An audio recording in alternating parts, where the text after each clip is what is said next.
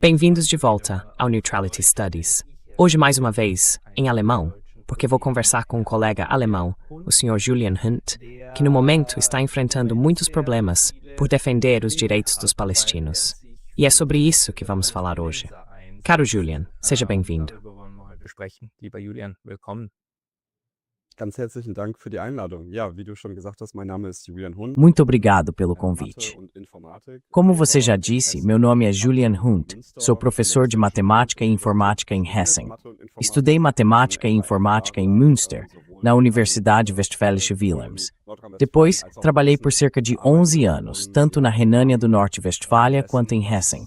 E no contexto do que aconteceu depois de 7 de outubro de 2023, passei a me aprofundar cada vez mais no tema do conflito Israel-Palestina.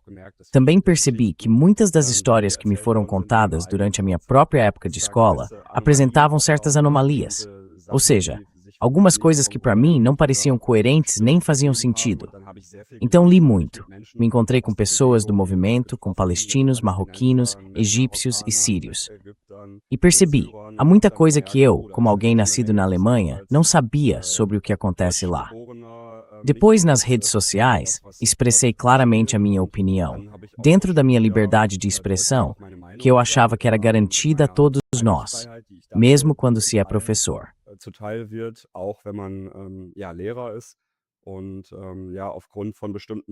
E por causa de determinadas postagens que fiz no Instagram, no contexto da manifestação United for Gaza no ano passado, fui denunciada por uma pessoa de Berlim. Ela convocou as pessoas a me denunciarem e a denunciarem também a Secretaria de Educação. E disse que a Polícia de Segurança do Estado também deveria me monitorar. E foi isso que aconteceu. No dia 31 de outubro de 2025, a Secretaria de Educação me afastou das aulas com efeito imediato. Desde então, estou em licença compulsória. Ou seja, atualmente não posso mais dar aula para crianças e adolescentes, porque me consideram um perigo. Infelizmente, esse é o estado atual da minha situação.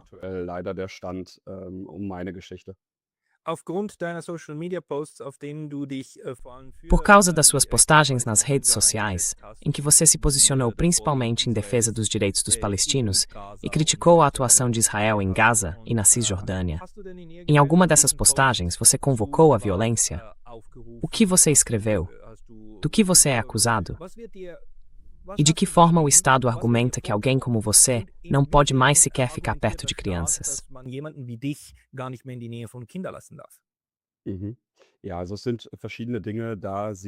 Sim, são várias coisas. Como elas estão atualmente sob análise jurídica, não vou dizê-las agora expressamente, mas posso descrevê-las. Trata-se de uma crítica muito contundente à atuação do governo israelense sob Benjamin Netanyahu. Naturalmente, eu chamo de genocídio o que está acontecendo lá, porque se acompanhamos as declarações das pessoas em torno do chefe de governo Netanyahu, ficam evidentes intenções claramente genocidas. Há também definições usadas por outras organizações de direitos humanos que igualmente falam em genocídio.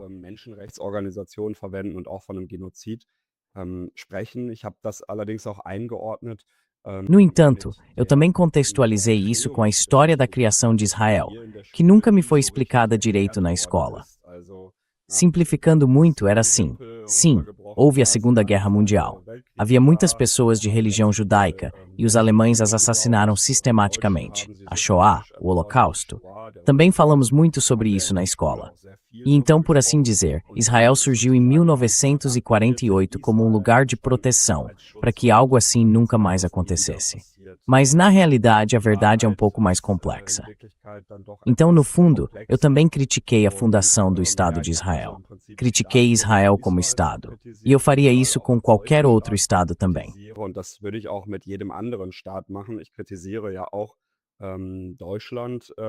Eu também critico a Alemanha quando ela apoia um genocídio desse tipo ou o aceita deliberadamente.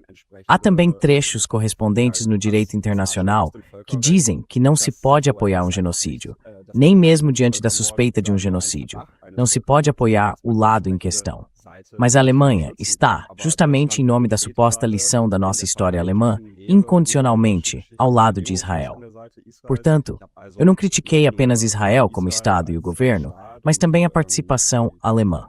E com isso, aparentemente disse uma verdade que não gostam muito de ouvir em Berlim, Frankfurt e Wiesbaden. In Berlin und in Frankfurt und Wiesbaden nicht so gerne hört.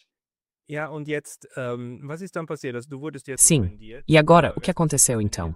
Você foi suspenso, ou melhor, suspenso, e afastado compulsoriamente. É preciso saber, e estou dizendo isso principalmente para as pessoas que vão ouvir essa conversa em outros idiomas, que na Alemanha, um professor de ensino médio, é funcionário público. Você tem status de servidor público, ou seja, trabalha como empregado do Estado. Isso vem com algumas vantagens em termos de seguro, salário e também proteção contra demissão, e assim por diante. Mas agora disseram o seguinte: suas declarações nas redes sociais são tão extremas que vamos afastá-lo compulsoriamente.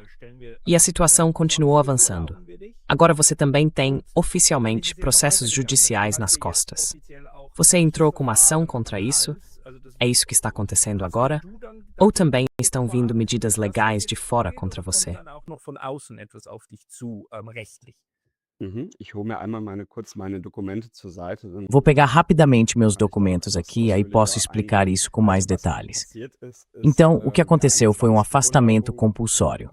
Basicamente, usaram o meu comportamento fora do serviço, enquanto cidadão comum, como pretexto para desacreditar ou questionar a minha pessoa como um todo, enquanto servidor público do Estado de Hesse. Mas, na minha opinião, os servidores públicos, eu prestei juramento tanto à Constituição do Estado de Hesse quanto à nossa Constituição, a Lei Fundamental Alemã. Isso significa que eu tenho de defender a ordem democrática e livre se eu temer que ela esteja em perigo. Da mesma forma, eu tenho de viver na prática aquilo que está escrito na Lei Fundamental. Was im Grundgesetz steht, leben, jeden Tag und eben nicht nur als Beamter, als Lehrer. Todos os dias, e não apenas como funcionário público, como professor, no papel de professor como eu fazia, mas, na minha visão, naturalmente também como pessoa privada. E por isso é meu pleno direito também me organizar politicamente, ir para as ruas quando ocorre injustiça. E a injustiça ocorre. Isso ninguém mais pode negar no ano de 2026. Mas concretamente, no fim das contas, também me acusaram de um crime. É o clássico artigo 130, parágrafo da incitação ao ódio. Ou seja, eu ser crítico à ideologia pelo sionismo, meu comportamento é imediato como ódio aos judeus. Ou seja, antissemitismo. Als Judenhasser dargestellt. Also, das ist ein Antisemitismus. Und das ist im Prinzip wirklich ein Klassiker. E isso, em princípio, é realmente um clássico. Pessoas que criticam o Estado de Israel e seu governo de extrema-direita são logo apresentadas como antissemitas. Isso também não é nada coerente do ponto de vista do termo, porque os semitas são, em princípio, a população indígena da região da Palestina histórica. E antissemitas teriam de ser, em princípio, pessoas que são contra isso. Então, conceitualmente, de fato, não é totalmente correto. Na verdade, seria preciso falar em ódio aos judeus. Eu também conheço, desde a minha época de escola, o termo antissemitismo. Ele significa que pessoas são difamadas, perseguidas por serem judias.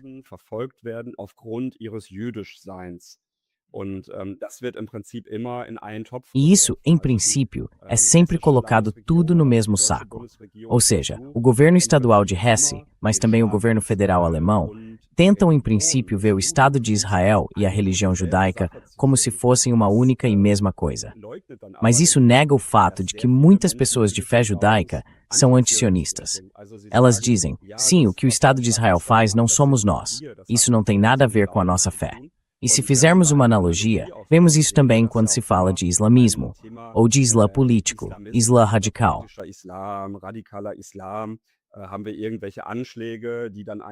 Quando há algum atentado cometido por um muçulmano, logo se cobra, por assim dizer, o conjunto dos muçulmanos, como se eles tivessem de se defender ou se posicionar contra isso.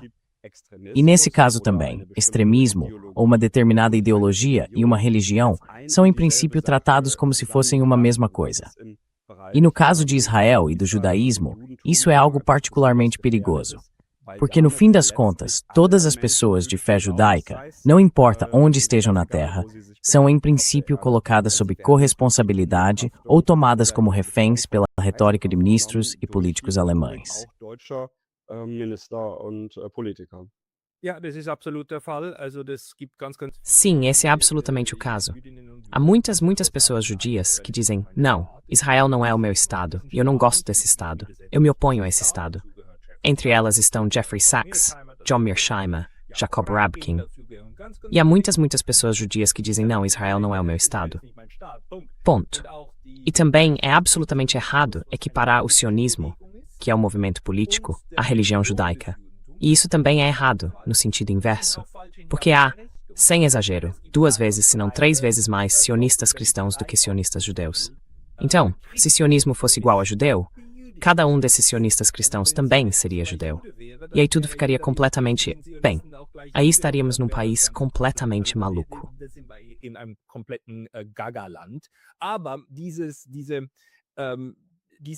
Mas essa equiparação é, naturalmente, o jogo daqueles que tentam impedir qualquer discussão inteligente e qualquer análise mais detalhada desse assunto. E ao que tudo indica, agora também fazem parte disso setores do aparato estatal alemão, que foram colocados no seu encalço. Você foi denunciado. Depois sua escola se distanciou de você e disse... Bem, foi a instituição do ensino médio que disse: ele não é mais aceitável, vamos afastá-lo. E agora vem o Estado, acusando você de discurso de ódio. Não, discurso de ódio não, desculpe, de incitação ao ódio popular. Em que ponto você está agora nesse processo? E como isso está afetando você psicologicamente?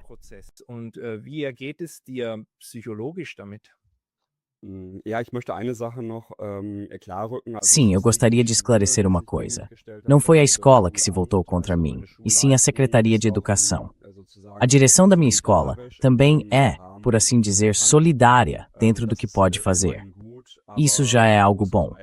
Mas grande parte dos professores com quem trabalhei bem durante anos não entrou mais em contato comigo, ou o contato foi diminuindo cada vez mais. É claro que entre eles também estão os colegas que estudaram história. Eu estudei, entre aspas, apenas matemática e informática.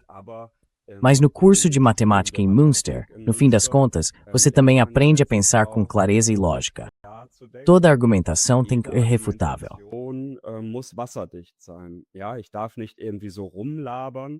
Eu não posso simplesmente ficar falando qualquer coisa. Eu realmente preciso construir uma argumentação lógica, ponto por ponto, sobre uma base de matemática. Nesse sentido, pelo que fiz e pelo que declarei, acho que representa um perigo. Não para o Estado alemão, mas para o atual governo. Porque eu simplesmente me informei muito bem e também estou disposto a lutar pela causa justa.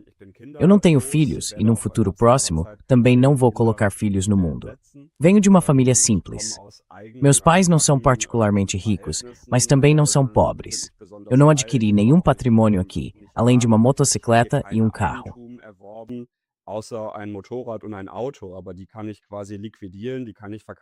Mas eu posso, por assim dizer, liquidar esses bens.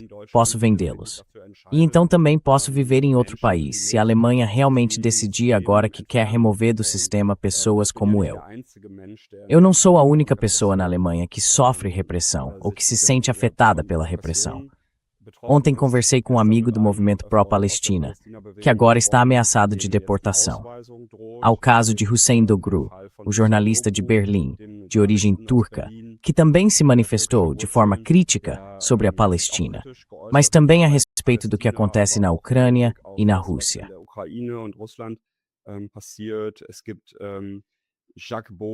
Há Jacques Bod, o analista militar suíço, e o Rick Guerreau. Então, eu me vejo, na verdade, numa linha de, não quero agora, digamos, me elogiar, mas, de certa forma, intelectuais. Porque pessoas com o meu perfil, matemática, informática, um pouco mais corajosas, também não há tantas na Alemanha. E neste momento tenho a sensação de que o Estado reprime de forma especialmente forte essas pessoas que sabem exatamente o que está acontecendo aqui e tenta nos intimidar. No meu caso, só posso dizer que não vai conseguir. Porque eu também passei a lidar com todas essas normas jurídicas. Em Münster, também assisti a algumas aulas de direito e achei interessante toda essa forma de pensar juridicamente, porque é uma estrutura parecida com a da matemática.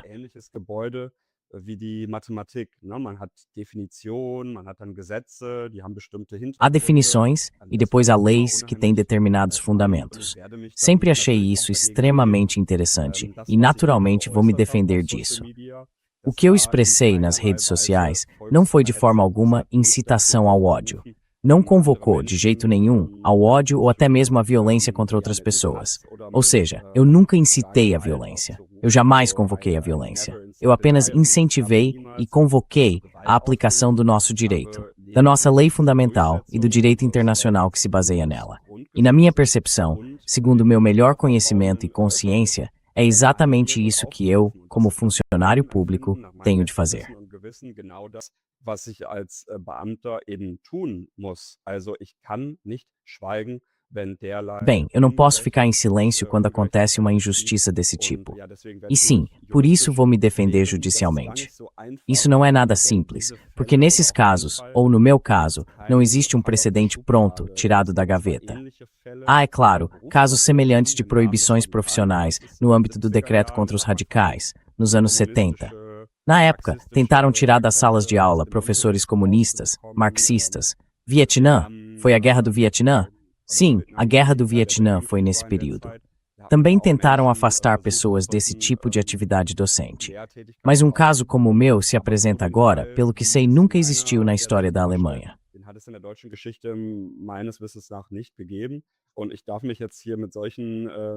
E agora eu tenho que me contentar aqui com esses belos textos jurídicos. Seja a lei disciplinar, seja a lei dos servidores públicos. Há algumas leis com as quais eu preciso lidar neste momento, junto com meu advogado, que também faz a minha defesa, e com algumas pessoas solidárias de toda a Alemanha, que também me apoiam. Mas, realmente, eu preciso ler com precisão. Quais são exatamente os meus direitos? Como esse parágrafo está estruturado? E isso também é, de certa forma, um pensamento matemático, algo de que eu realmente gosto. Que tipo de definições são essas? Por exemplo, um caso clássico é essa definição de antissemitismo.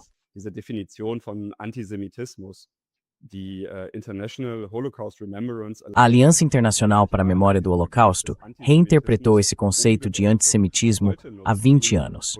Hoje, políticos daqui, como os da Renânia-Palatinado e de Hesse, mas também nossos políticos federais, usam esse conceito e dizem que o antissemitismo aumentou.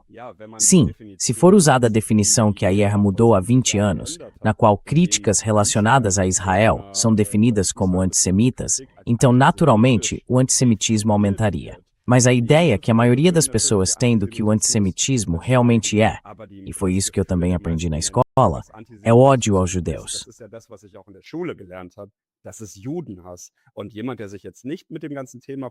E alguém que não está acompanhando toda a questão da Palestina acaba tendo a sensação, sim, lá fora só tem gente que odeia judeus. E a CDU de Berlim foi até tão descarada que montou um vídeo desses para a campanha eleitoral. Depois apagaram o vídeo, porque ele era obviamente tão manipulado e tão enviesado que só dá para dizer isso é propaganda da mais baixa qualidade, uma tentativa igualmente barata de moldar opiniões, que distorce a verdade de tal forma que dá até arrepio. Mas sim, é com isso que estamos lidando agora. E eu vou lutar.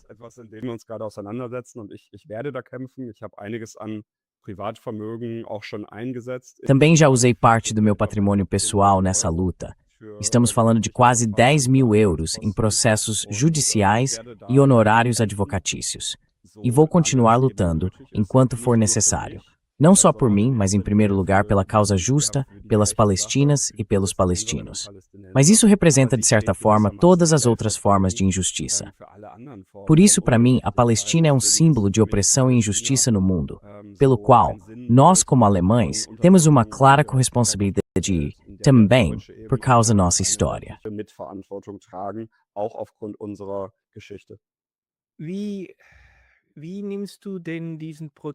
Como você percebe esse processo agora, quando você é alvo de um procedimento? Afinal, trata-se de um delito criminal. O Estado tem que agir quando há suspeita de incitação ao ódio popular. Não é uma denúncia feita por alguém, mas o Estado intervindo. Quando isso acontece, é claro que pessoalmente é um choque num primeiro momento. Por outro lado, isso se soma a processos contra outras pessoas também. Você percebe esse processo, o procedimento em si, o que está acontecendo agora como algo, no conjunto, normal ou justo, ou também como politicamente motivado? auch politisch motiviert? Also respektive, hast du eine Vermutung, dass politische Motivation dahinter? Então você suspeita que haja uma motivação política por trás disso? Na Suíça, temos atualmente o caso de Ali Abunimah, fundador da Electronic Intifada. Há 1 ano e meio, em janeiro, ele entrou na Suíça e de repente foi sequestrado em plena rua por policiais à paisana. Ficou 2 dias na prisão e depois foi deportado na segunda-feira. Isso porque, e é isso que ele agora tenta provar perante os tribunais suíços, certas pessoas dentro do Estado, 2 ou 3 representantes, cometeram um abuso de autoridade gravíssimo e usaram seus cargos para agir com força bruta, com violência estatal, contra alguém como ele. Vorzugehen, staatliche Gewalt. In deinem Fall, hast du das Gefühl, dass es sich jetzt hier einfach... No seu caso, você tem a sensação de que se trata simplesmente do momento atual? Quer dizer, de que partes importantes do Estado alemão, incluindo a administração pública, estão tão focadas em Israel que tentam combater automaticamente qualquer contestação, de alguma forma? Ou se trata de certas pessoas que politicamente estão tentando ir muito além daquilo para que essas leis foram criadas? Qual é a sua percepção pessoal? Was ist so dein persönliches Gefühl? Ganz klar steckt hier ein System dahinter. Está muito claro que há um sistema por trás disso. Quer dizer, isso está sendo instrumentalizado politicamente. Há uma vontade política de calar pessoas como eu. Isso não é coincidência. Também os erros processuais de conteúdo, digamos assim, cometidos aqui pela Secretaria Estadual de Educação, são gritantes. Como eu disse, é um pouco técnico e não quero entrar agora nos detalhes. Mas meu advogado e também os assessores ao meu redor veem com muita clareza que o direito está sendo interpretado de uma forma tão absurda. Em princípio, tenta-se sempre encontrar alguma coisa para mais uma vez me fazer parecer mal. E por que isso também é um sistema? Eu vejo a relação com a sociedade germano-israelense aqui em Frankfurt e em Hesse, que é particularmente forte.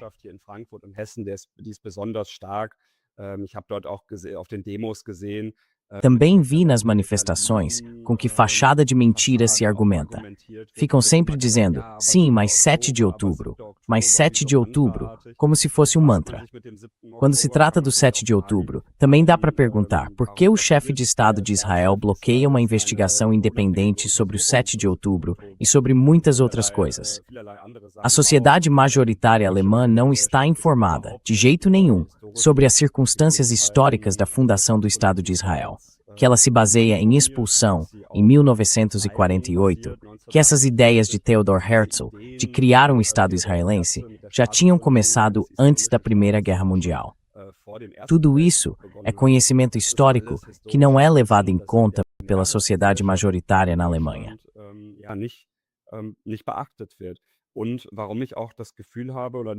E também porque tenho a sensação, ou melhor, uma forte sensação, de que aqui as coisas não estão acontecendo de maneira correta. De que, no meu caso, princípios democráticos fundamentais também não foram respeitados.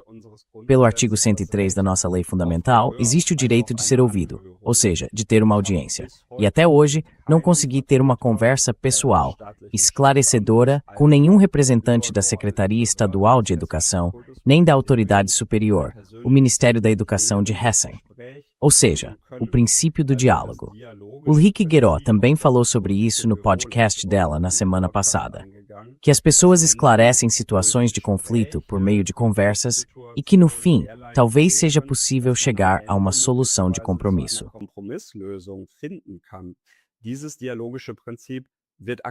Esse princípio de diálogo está sendo desrespeitado atualmente. E isso se vê no meu caso, porque simplesmente, bem, em princípio tudo é trocado apenas por escrito. Mas isso também acontece em níveis políticos mais altos. Ainda existe a linha do governo em relação à Rússia e à Ucrânia, de que de forma alguma se quer falar com representantes russos. Ou seja, está se construindo uma imagem de inimigo que agora poderia ser reativada também na sociedade alemã. Isso me choca, sinceramente. Eu achava que a lição da nossa guerra era justamente nunca mais. E que nós nos reconciliássemos não só com a França, mas também com a Rússia, que naturalmente também libertou a Alemanha de Hitler.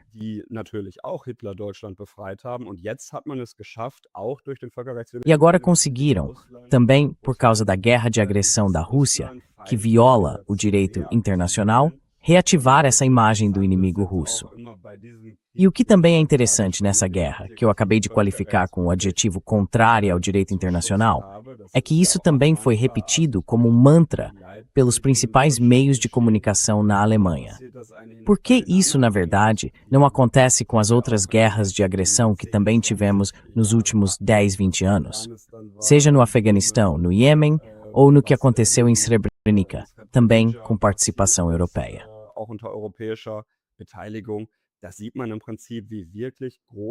Aí se vê, em princípio, como grandes partes da população europeia foram sistematicamente desinformadas. E essa provavelmente é a maior dificuldade para os alemães. Eu também vejo isso, se quisermos entrar em algo mais pessoal, na minha própria família. Partes da minha família não falam mais comigo. Meu pai acha que eu vou acabar indo para a prisão em breve. E isso realmente me afeta. Então também é uma situação difícil para mim, pessoalmente. Meus pais não falam mais comigo no momento, porque não entendem muitas coisas.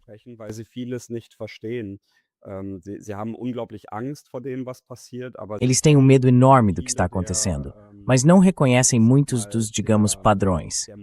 Ainda acreditam que agora somos uma sociedade redimida, que a Alemanha agora tem uma população melhor, que fomos desnazificados e que propaganda só pode acontecer na Rússia.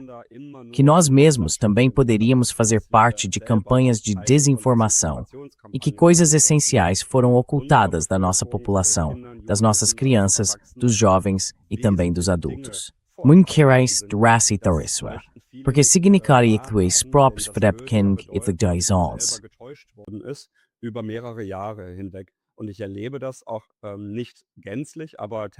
E eu também percebo isso, não de forma absoluta, mas tendencialmente sim. Pessoas mais velhas, que hoje têm 60, 70 anos, têm muita dificuldade de questionar esses pilares, esses axiomas, por assim dizer. Porque isso abalaria, em seus fundamentos, toda a visão de mundo delas sobre o que é a Alemanha e também sobre o que Israel parece ser. E eu acho que a mídia contribui bastante para isso. Ao tentar enquadrar tudo de modo que Israel estaria apenas se defendendo, o Irã seria o mal em sua forma mais pura, e os muçulmanos seriam todos, de qualquer forma, terroristas muito maus. E esse enquadramento está começando aos poucos a ruir, também por causa das redes sociais.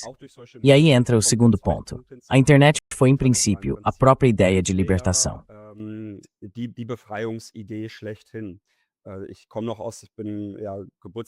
Eu ainda sou de uma época, nasci em 1990, cresci com a internet e ainda me lembro daquele tempo em que a gente se conectava pela primeira vez com um modem de 56K. E então dava para conversar pelo ICQ com outras pessoas no mundo inteiro. Era excelente. Era realmente como uma nova era. E a minha geração também sabe o que significa pensar em rede, trabalhar em rede. No fim das contas, são tendências anti-hierárquicas.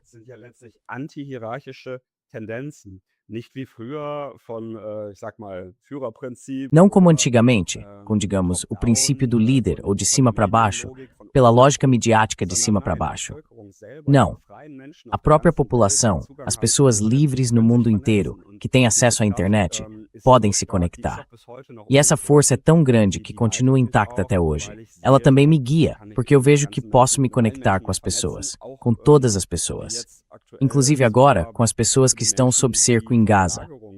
Nas últimas semanas, inclusive ontem, tive uma conversa por vídeo com pessoas de Rafah ou Khan Yunis, diretamente da faixa de Gaza. E eu vejo em alta resolução como são as casas, como é a paisagem de lá, as destruições que o exército israelense causou ali.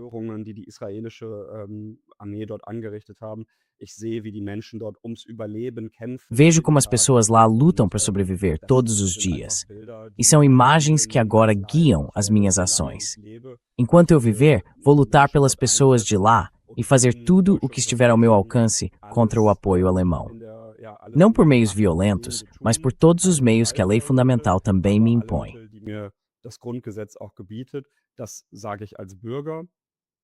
Digo isso como cidadão. O que fiz na escola foi um excelente trabalho docente. Dei vários cursos avançados de informática. Preparei jovens com bancos de dados, algoritmos, inteligência artificial, programação em Python ou Java. E acredito que fiz isso muito, muito bem. Meu atestado de trabalho está acima da média.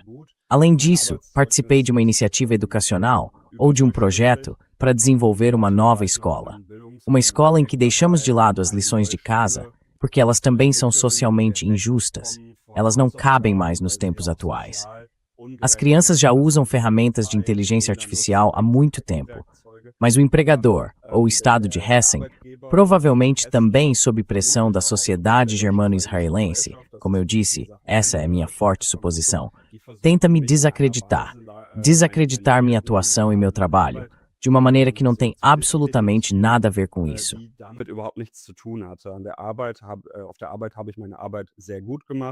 No trabalho, eu fiz muito bem o meu trabalho. No geral, eu diria que era uma pessoa querida entre os colegas, pela direção da escola e principalmente pelas crianças e pelos pais. Ali, eu comprovadamente fiz bem o meu trabalho.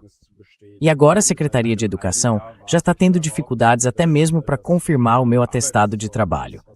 Há meio ano, estou esperando que seja emitido o atestado que a direção da minha escola escreveu sobre mim, para que eu também possa me candidatar a outros lugares.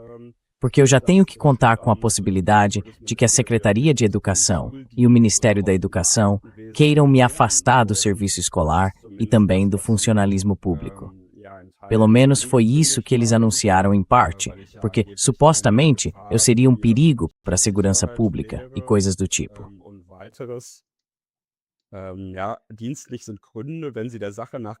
Existem razões funcionais quando elas são, em termos concretos, adequadas para prejudicar no futuro a função educativa.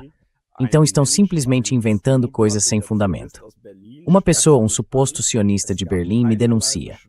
Não houve absolutamente nenhuma reclamação no meu ambiente escolar local. Não houve reclamações de crianças, pais ou colegas. Mas, diante da denúncia de uma pessoa de Berlim, reagem desse jeito. Não me ouvem, não me perguntam nada, não me dão a chance de expor minha perspectiva. Em vez disso, já vem com 5 páginas dizendo que grande perigo eu representaria. E sim, naturalmente a essa altura eu também me pergunto, afinal, em que tipo de estado eu estou vivendo?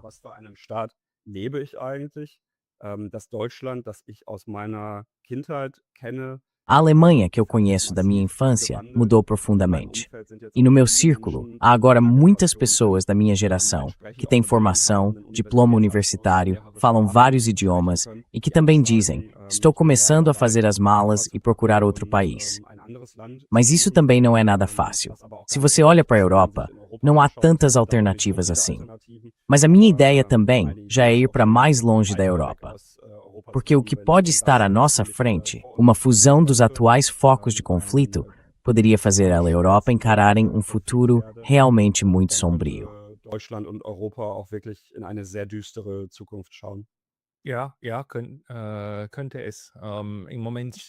Sim, poderia. No momento, a situação realmente parece muito perigosa. Nas minhas conversas, e também nas conversas de outros colegas que fazem podcasts, todos estamos muito preocupados com a possibilidade de essa guerra se ampliar e de acompanharmos ao vivo a europeização da guerra na Ucrânia. É extremamente perigoso. Por isso o que você faz, ao se opor ao Estado no âmbito privado, também é extremamente importante. Porque, mais uma vez, pela experiência alemã e pela experiência europeia, quando o Estado se torna invasivo, precisamos tentar conter isso de alguma forma. E neste momento, o caráter invasivo da Alemanha é extremo.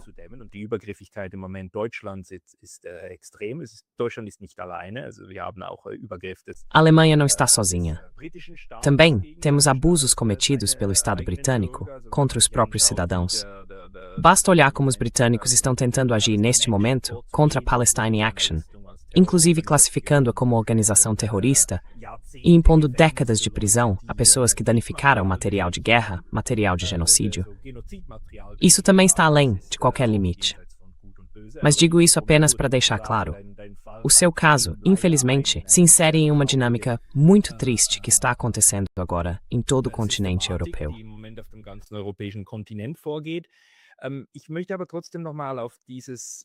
Mas eu gostaria de voltar mais uma vez a esse aspecto que você mencionou brevemente. Sua própria família, seus próprios pais, não conseguem entender isso.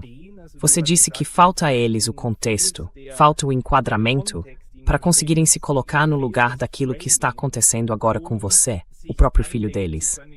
E mais uma pergunta sobre isso, porque você está no estado de Hessen. Algo que às vezes percebo nas minhas conversas com colegas alemães é que os alemães da Alemanha Oriental, sobretudo a geração dos seus pais, têm uma sensibilidade muito maior para o que está acontecendo no momento.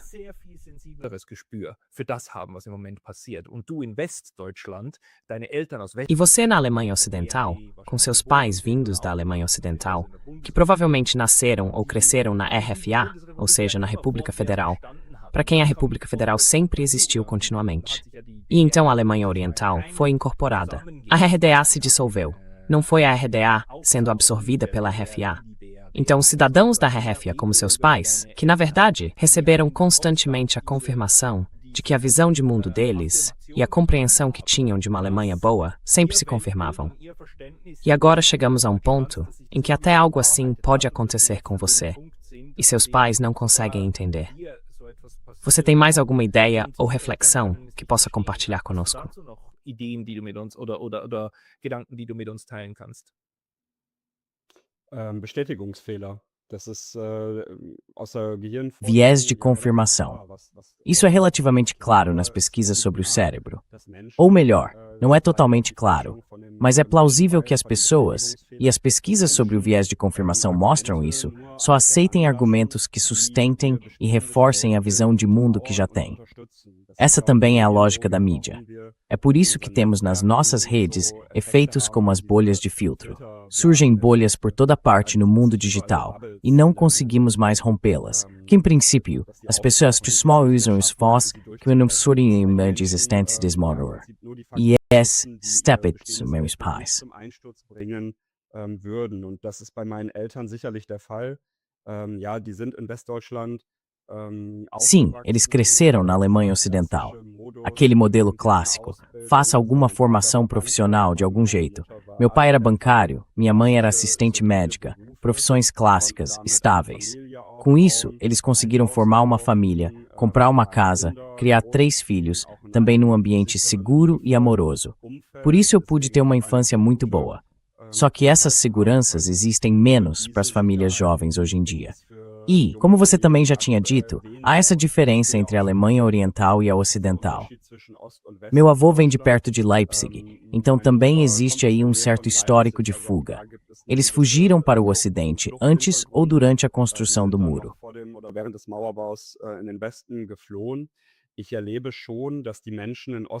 Eu percebo que as pessoas no leste da Alemanha são mais sensíveis. Elas são como sismógrafos, porque já sabem o que significa quando um sistema desliza para o autoritarismo, como de fato aconteceu no que se chamava República Democrática Alemã. No fim, as pessoas deixaram de ser livres. Eram todas iguais, mas algumas acabavam sendo mais iguais do que as outras, os funcionários do partido. Ou seja, elas já viram que as promessas que os políticos fazem a elas, e também os meios de comunicação, basta pensar na máquina de propaganda da Alemanha Oriental, elas naturalmente já perceberam isso, porque o cotidiano delas era diferente daquilo que os meios de comunicação mostravam. Eu não me lembro exatamente como se chamava o equivalente ao Tagesschau na Alemanha Oriental.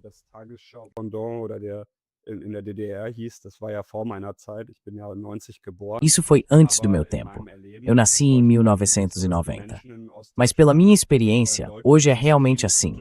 As pessoas no leste da Alemanha são claramente mais críticas ao sistema e certamente também mais críticas ao governo. E elas veem que aquelas promessas de Helmut Kohl, de paisagens florescentes, não se concretizaram. Agora elas se veem confrontadas com a complexidade do mundo. Vivenciam a migração de todas as partes do mundo, em situações nas quais a Alemanha, em princípio, também tem envolvimento direto ou indireto. E agora elas veem que também as pessoas refugiadas que chegam à Alemanha, enfim, elas vivenciam injustiça e já não entendem muitas coisas.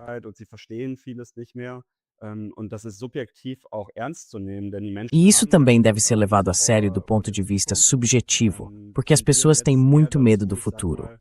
Agora, elas tendem mais a buscar esperança em partidos de direita, como a AfD, que naturalmente também vem ganhando apoio. Só que muito provavelmente, ela não vai conseguir resolver os problemas. Na verdade, neste momento, ela está surfando numa onda de medo. E ainda assim, a esperança das pessoas é que alguma coisa aconteça, que alguma coisa mude.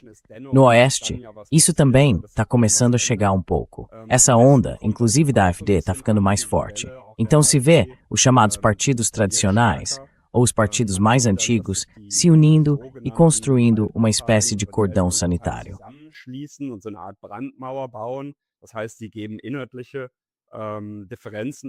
Isso quer dizer que eles deixam de lado as diferenças de conteúdo dentro do cenário político e dizem agora precisamos nos unir para impedir isso. Então, constrói-se uma imagem clássica de inimigo, os nazistas maus. E isso, infelizmente, pega fácil. Mesmo no movimento, digamos, mais à esquerda, parece surtir efeito. As pessoas já não debatem questões de conteúdo. Em vez disso, difamam imediatamente como nazista ou fascista quem pensa politicamente diferente. Com isso, não quero que me entendam mal, como se eu fosse próximo do Partido Azul ou da AfD.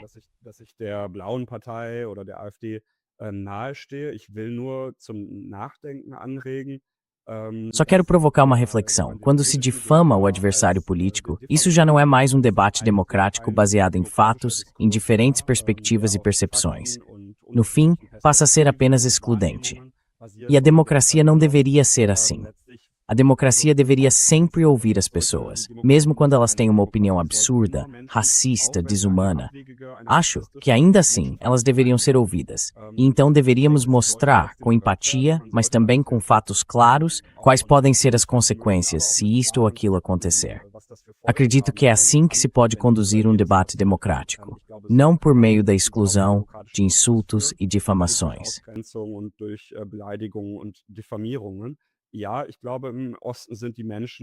Sim, eu acho que no leste, as pessoas estão muito mais avançadas no que diz respeito à teoria da democracia, porque no dia a dia também falam mais sobre a sua frustração. Na Alemanha Ocidental, às vezes tenho a sensação de que as pessoas se parecem com um rebanho de ovelhas, que agora meio que todas se encolhem e esperam que nada aconteça. Mas pela história alemã, sabemos que isso é algo muito perigoso. Hannah Arendt e outros pensadores e pensadoras do século XX também falaram sobre isso. Ou seja, não são os pensamentos que são perigosos. O próprio ato de pensar é perigoso. E algumas pessoas decidiram que não querem mais pensar.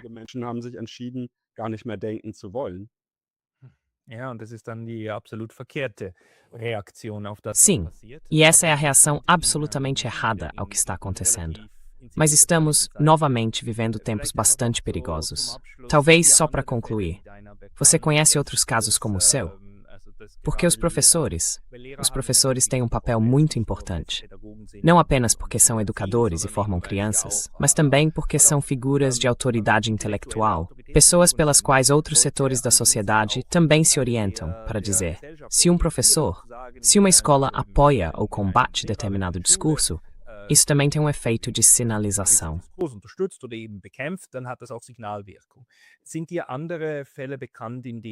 Você conhece outros casos em que, neste momento, há processos em andamento na Alemanha contra professores para silenciá-los? Quer dizer, estão tentando silenciar você.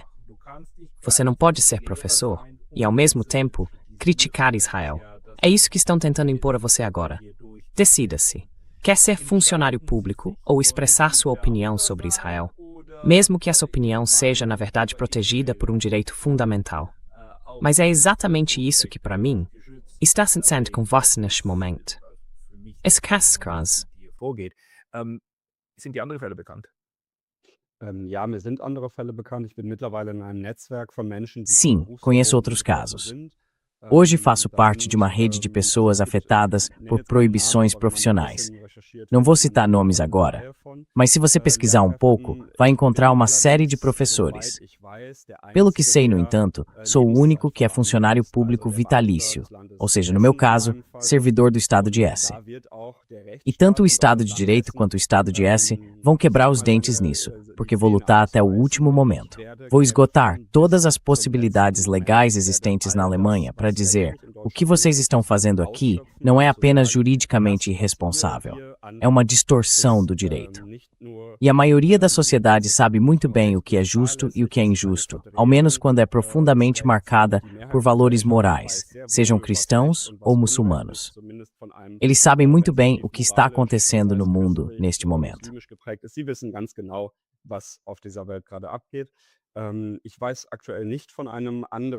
No momento, não conheço nenhum outro professor concursado, mas muitas pessoas instruídas me escrevem por várias plataformas, Instagram, TikTok, e-mail, algumas delas ex-professoras, já aposentadas há muito tempo. Elas também me agradecem pela minha postura, pela minha voz clara. Isso, naturalmente, me dá muita força e incentivo para saber que estou no caminho certo e que também estou disposto a enfrentar o estado de Hesse. De certa forma, isso já me dá prazer agora, porque ontem li de novo que esse projeto de lei foi encaminhado ao Bundesrat, o Conselho Federal. O projeto prevê que negar o direito de existência de Israel seja punido com até 5 anos de prisão. Então, na verdade, é uma catástrofe em termos de política jurídica.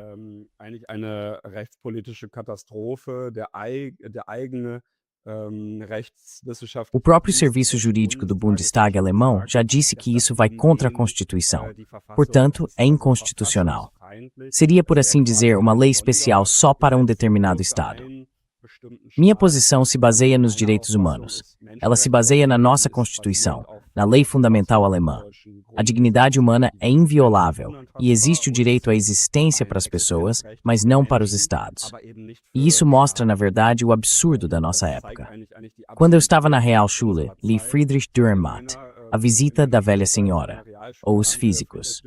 E hoje em dia, eu realmente tenho a sensação de que estamos em uma das comédias mais loucas e mais extravagantes que o próprio Friedrich Dürrenmatt não teria conseguido imaginar.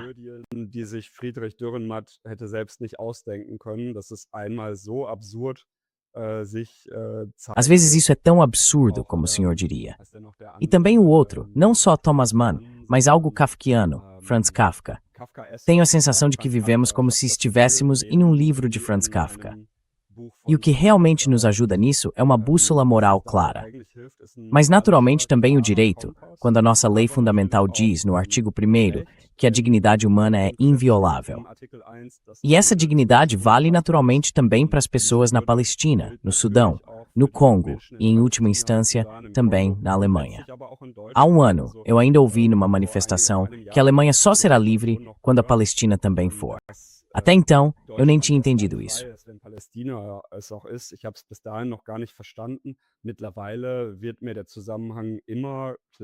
Enquanto isso, a relação entre as coisas está ficando cada vez mais clara para mim, caso a Alemanha decida se transformar num Estado autoritário. Agora estamos vivendo reformas sociais que, na verdade, significam o desmonte do nosso estado de bem-estar social. As pessoas aqui estão, por assim dizer, tão presas nesse ciclo de trabalhar, dormir, levantar e trabalhar de novo. O sistema de saúde está piorando, investe-se pouco demais. As escolas estão desmoronando, sem falar que os currículos já não têm absolutamente nada a ver com a época em que vivemos. Então, a Alemanha está realmente acabando consigo mesma neste momento. E quando pessoas como eu imigram, o que vai ficar é, em certa medida, uma fuga de cérebros. Talvez isso também devesse ser mostrado às pessoas que dão seu voto à AfD.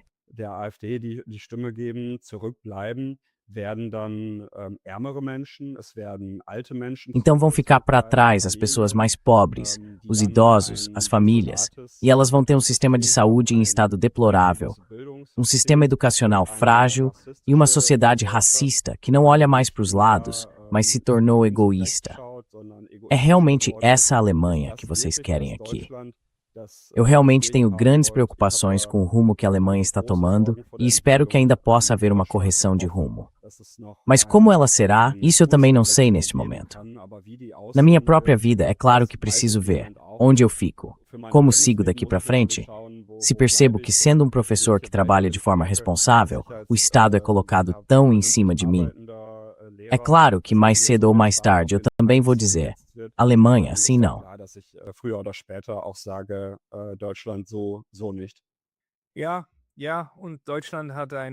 Sim, e a Alemanha tem uma história de expulsar para o exterior as suas melhores mentes. Foi o que aconteceu também com Hannah Arendt. Acontece com muitas outras pessoas. Só posso te apoiar a ficar na Alemanha e lutar lá, mas é fácil para mim falar. Sou suíço e moro no Japão. Por outro lado, também é possível lutar de fora para que as coisas melhorem de novo em casa. É que o padrão que está se formando neste momento, não só na Alemanha, mas em toda a Europa, é assustador para pessoas como nós.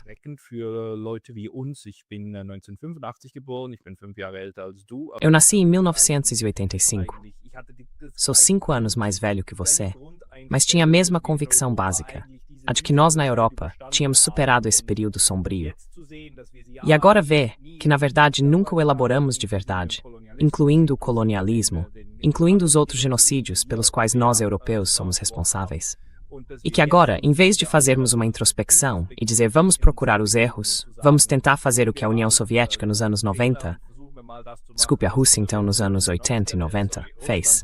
Vamos tentar pôr as coisas em ordem e dizer onde estávamos, em que erramos. Em vez de fazer isso, saímos procurando um inimigo na Rússia e no Hamas.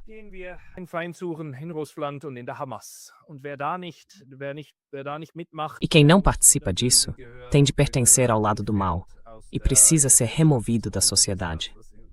E é isso que, infelizmente, está acontecendo com você neste momento.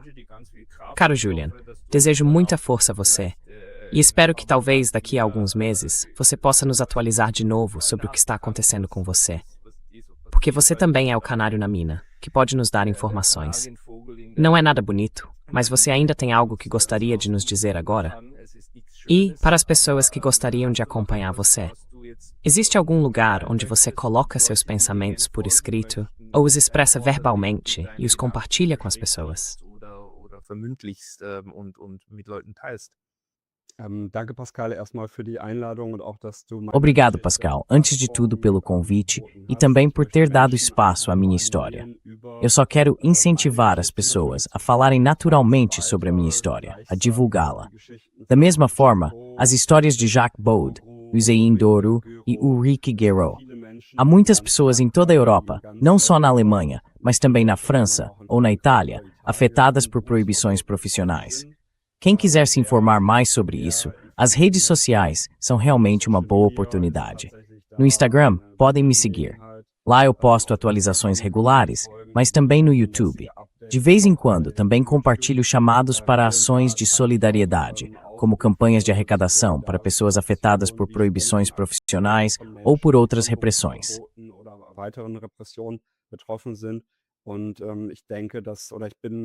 E eu acho, ou melhor, tenho certeza de que só vamos conseguir combater essa injustiça por meio de uma comunidade unida e solidária.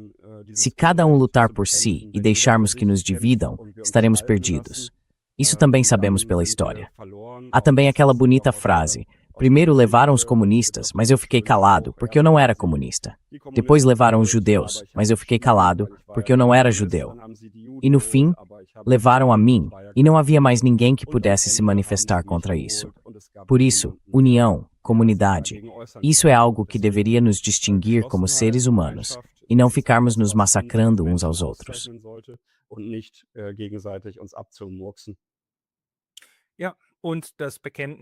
Sim, e o compromisso com os princípios fundamentais com os quais todos nós concordamos, incluindo a lei fundamental, as constituições, e também cobrar do Estado que ele cumpra esses princípios. E é com isso que ela está tendo um pouco de dificuldade no momento. Também tenho esperança de que ainda vamos conseguir resolver isso. Vamos voltar a falar sobre o assunto.